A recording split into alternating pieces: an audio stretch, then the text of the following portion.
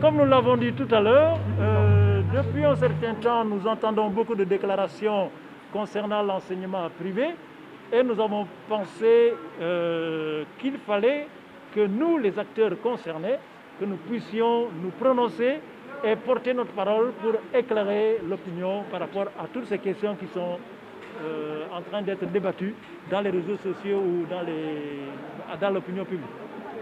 Et apparemment, vous maintenez votre position, il faut que les parents d'élèves paient, sinon vous n'allez pas accepter les enfants en classe. Vous savez, cette question est tout à fait légitime. Il s'agit de l'avenir et de la survie des écoles privées. Nous avons dit tout à l'heure, si les écoles ne payent pas leur personnel, ça signifie que ces écoles-là vont être fermées. Or, vous avez entendu dire aussi que la grande majorité des recettes des écoles viennent de quoi? Des frais de scolarité. Donc, les frais de scolarité sont pour nous une question de survie. Nous avons toujours eu des relations de bonne collaboration avec les parents d'élèves. Personne ne peut dire aujourd'hui que lui, il a payé son éducation. Nous ne faisons que participer. Donc, cet effort qu'on demande aux écoles, qu'on demande du moins aux parents d'élèves, c'est uniquement pour permettre aux écoles de pouvoir rendre le service pour lequel elles existent. Donc, cette question de scolarité, elle est pour nous tout à fait, juste à être posée, mais nous estimons que c'est ensemble que les parents d'élèves aillent trouver les écoles pour voir dans quelle modalité cela doit être fait. Mais il est clair qu'il faut payer les frais de scolarité.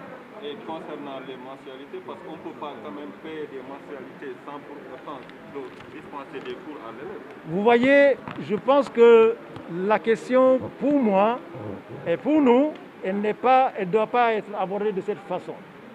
L'éducation n'est pas un produit fini, c'est tout simplement un projet.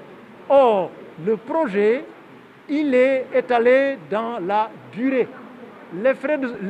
On ne peut pas dire aujourd'hui que parce qu'il n'y a pas eu de cours, donc par conséquent, il n'y a pas, disons, de frais de scolarité. L'école va au-delà des apprentissages enseignements qui font partie. Et d'ailleurs, nous, au niveau de nos écoles, lorsque cette situation de fermeture physique des écoles s'est déroulée, les écoles pédagogiques n'ont pas cessé. Il y a eu différents mécanismes qui ont été mis en place pour permettre aux élèves d'être en situation de rythme de travail. Et d'ailleurs, les écoles vont prononcer la sanction finale disant que tel élève est apte à aller en classe supérieure ou pas.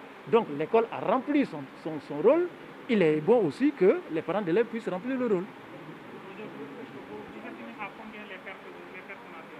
Nous l'avons dit tout à l'heure, c'est de l'ordre de 8 milliards 800 millions.